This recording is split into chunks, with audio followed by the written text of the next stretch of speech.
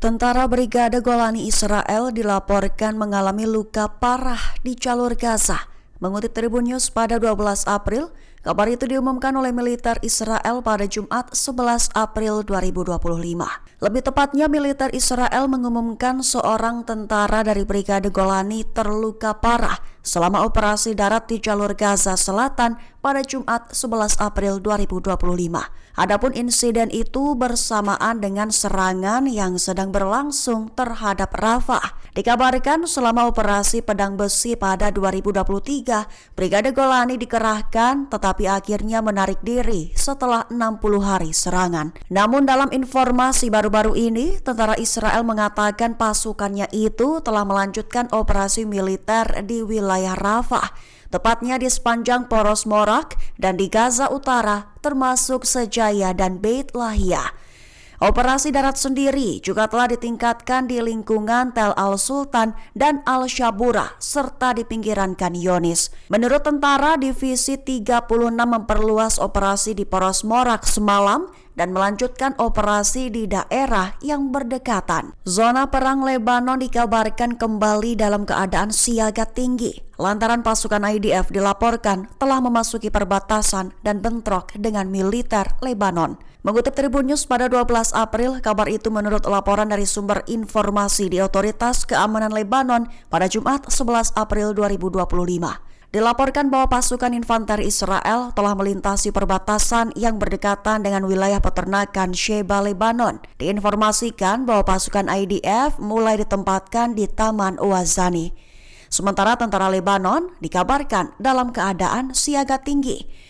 Pelanggaran perbatasan ini diklaim menjadi yang kedua, hingga tentara Lebanon akhirnya menghadapi pasukan IDF dan memaksa mereka mundur, mengambil posisi dalam persiapan operasi penghancuran dan penebangan pohon. Sebagai konteks, Israel melakukan agresi ke Lebanon dengan dalil untuk memukul mundur milisi Hizbullah. Yaman gempur Yafa Israel dengan serangan drone besar-besaran, diklaim sebagai aksi balasan atas pembantaian warga sipil di jalur Gaza.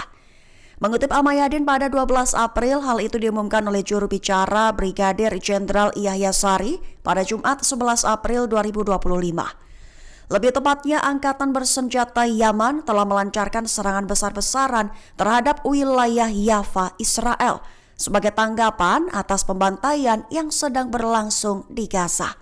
Sari mengklaim keberhasilan operasi militer yang dilakukan oleh unit pesawat nirawaknya memakai 2 drone Yafa dan menargetkan 2 lokasi militer Israel di kota Yafa yang diduduki. Sementara itu, Angkatan Bersenjata Yaman menegaskan kembali kesiapan mereka untuk menghadapi eskalasi apapun, menekankan komitmen mereka terhadap rakyat Palestina dan menyatakan bahwa operasi mereka tidak akan berhenti sampai agresi berakhir dan pengepungan di Gaza dicabut. Amerika Serikat dikabarkan telah melontarkan 17 serangan udara yang menghantam wilayah Yaman. Dengan memakai pesawat tempur, militer Amerika meluncurkan agresi baru ke zona perang Yaman. Mengutip Al-Mayadin pada 12 April, serangan Amerika ke Yaman itu dilakukan pada Jumat 11 April malam waktu setempat. Lebih tepatnya, serangan pesawat tempur Amerika Serikat tersebut menargetkan ibu kota Sana serta provinsi Marib dan Hodeidah. Menurut laporan setempat, 3 serangan udara Amerika Serikat menghantam distrik Bani Hushaish di timur Laut Sana. Sementara Wadi Al-Ajbar di distrik Shanhan, selatan ibu kota, juga menjadi sasaran. Lalu di Marib, pesawat tempur Amerika Serikat melancarkan 11 serangan. Adapun 10 serangan sendiri terjadi di distrik Al-Abdiyah dan 1 lainnya di distrik Majzar yang menghancurkan sebuah rumah penduduk. Sementara itu di Provinsi Barat Hodeidah, 2 serangan udara menargetkan jaringan telekomunikasi di wilayah Bur'ah. Rakyat Yaman dilaporkan telah turun ke jalan dengan jumlah yang sangat besar, menjadi aksi yang diklaim belum pernah terjadi sebelumnya demi menolak agresi Amerika Serikat di jalur Gaza. Mengutip Al-Mayadin pada 12 April, hal itu merupakan klaim dari juru bicara Ansarallah Mohammed Abdul Salam dalam X beberapa waktu ini. Lebih lanjut, ia juga menekankan bahwa kejahatan Amerika hanya akan meningkatkan ketahanan rakyat Yaman dan kepatuhan mereka terhadap pilihan yang adil dan sah. Selain itu, Abdul Salam juga mengklaim bahwa tujuan sebenarnya dari agresi Amerika adalah untuk melindungi Israel dan mendorongnya untuk melanjutkan perang genosida terhadap warga Palestina di Gaza. Menegaskan kembali bahwa agresi itu justru menyeret manusia kembali ke zaman barbarisme dan hukum rimba.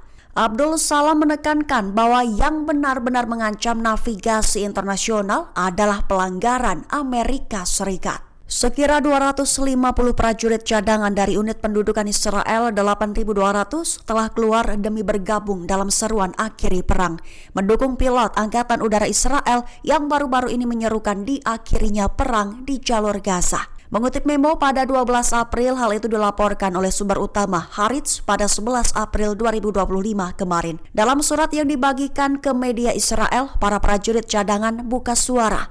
Ratusan tentara itu mengatakan bahwa mereka bergabung dengan seruan awak pesawat untuk menuntut pemulangan segera para sandera, bahkan dengan mengorbankan perubahan langsung dalam pelaksanaan perang. Masih dalam laporan, pihak mereka sepakat bahwa perang ini terutama hanya untuk melayani kepentingan politik dan pribadi daripada kepentingan keamanan.